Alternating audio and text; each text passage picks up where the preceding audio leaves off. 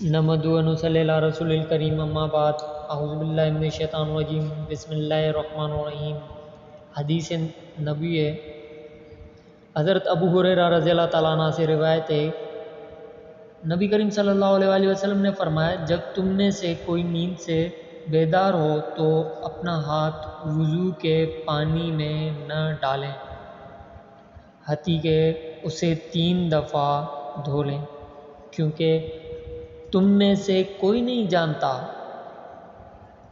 کہ اس کے ہاتھ نے رات کہاں گزاری، یعنی کہ رات بھر کہاں لگتا رہا۔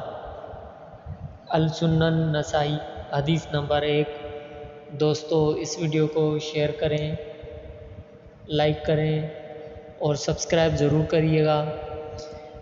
ثواب کی نیت سے اس کو شیئر ضرور کریے گا۔ السلام علیکم ورحمۃ اللہ وبرکاتہ۔